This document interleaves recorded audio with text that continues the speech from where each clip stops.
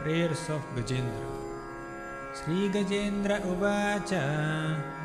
ॐ नमो भगवते तस्मै यत एतच्चिदात्मकं पुरुषायादिबीजाय परेशायाभिधीमहि यस्मिन् इदं यतश्चेदं येनेदं य इदं स्वयं योऽस्मात् परस्माच्च परस्तं प्रपद्ये स्वयंभुवम् यस्वात्मनीदं निजमाययार्पितं क्वचित् विभातं क्वचित् तत्तिरोहितम् अविद्धदृक्साक्षुभयं तदीक्षते स आत्ममूलोऽवतु मां परात्परः कालेन पञ्चत्वमितेषु कृत्स्नसो लोकेषु पालेषु च सर्वहेतुषु तमस्तदासीद्गहनं गभीरं यस्तस्य पारेऽभिविराजते विभुः न यस्य देवा ऋषयः पदं विदुर्जन्तुः पुनः कोऽर्हति गन्तुमीरितुं यथा नटस्य कृतिभिर्विचेष्टतो दुरत्ययानुक्रमणः समावतु दिदृक्षवो यस्य पदं सुमङ्गलं विमुक्तसङ्गामुनयः सुसाधवः चरन्त्यलोकव्रतमवृणं वने भूतात्मभूताः सुहृदः समे गतिः न विद्यते यस्य च जन्म कर्म वा न नामरूपे गुणदोष एव वा तथापि लोकाप्ययसम्भवाय यः स्वमायया तान्यनुकालमृच्छति तस्मै नमः परेशाय ब्रह्मणेऽनन्तशक्तये अरूपायोरुरूपाय नम आश्चर्यकर्मणे नम आत्मप्रदीपाय साक्षिणे परमात्मने नमो गिरां विदूराय मनसश्चेतसामपि सत्त्वेन प्रतिलभ्याय नैष्कर्म्येण विपश्चित नमः कैवल्यनाथाय निर्वाणसुखसंविदे नमः शान्ताय घोराय मूढाय गुणधर्मिणे निर्विशेषाय साम्याय नमो ज्ञानघनाय च क्षेत्रज्ञाय नमस्तुभ्यं सर्वाध्यक्षाय साक्षिणे पुरुषायात्ममूलाय मूलप्रकृतये नमः सर्वेन्द्रियगुणद्रष्ट्रे सर्वप्रत्ययहेतवे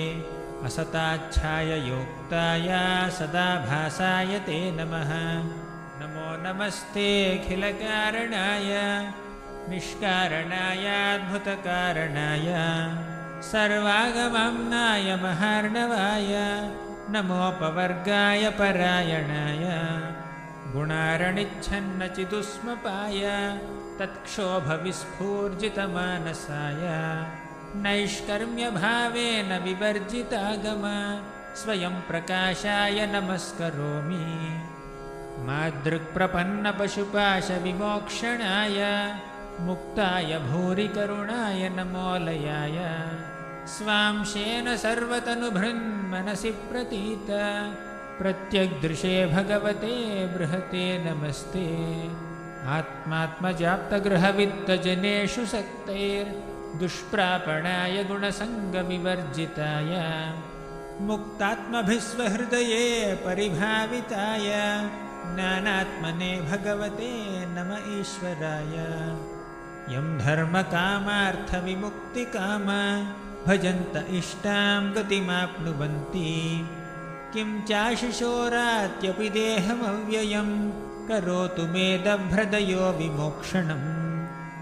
एकान्तिनो यस्य न काञ्चनार्थं वाञ्छन्ति ये वै भगवत्प्रपन्नाः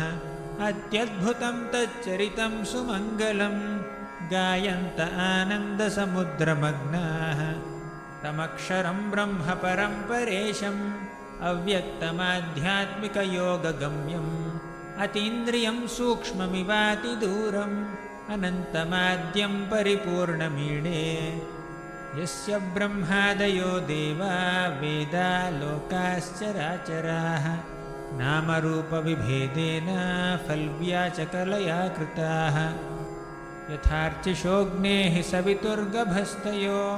निर्यान्ति संयान्त्यसकृत्स्वरोचिषः तथा यतोऽयं गुणसम्प्रवाहो बुद्धिर्मनः खानि शरीरसर्गाः स वै न देवासुरमर्त्यतिर्यन् न स्त्री न षण्डो न पुमान् न जन्तुः नायं गुणः कर्म न सन्न चासन् निषेधशेषो जयतादशेषः जिजीविषेनाहमिहामुया किम् अन्तर्बहिश्चावृतये भयोऽन्या इच्छामि कालेन न यस्य विप्लवस्तस्यात्मलोकावरणस्य मोक्षम् सोऽहं विश्वसृजं विश्वम् अविश्वं विश्ववेदसं विश्वात्मानमजं ब्रह्मा प्रणतोऽस्मि परं पदम् योगरन्धितकर्माणो हृदि योगविभाविते योगिनोऽयं प्रपश्यन्ति योगेशं तं नतोऽस्म्यहम् नमो नमस्तुभ्यमसह्यवेग शक्तित्रयायाखिलधिगुणाय प्रपन्नपालाय दुरन्तशक्तये कदिन्द्रियाणामनवाप्यवर्त्मने नायं वेद स्वमात्मानं यच्छक्त्याहं धिया हतं तं दुरत्ययमाहात्म्यं भगवन्तम् इतोऽस्म्यहम् हरे कृष्ण कृष्ण कृष्ण हरे हरे हरे राम राम राम हरे हरे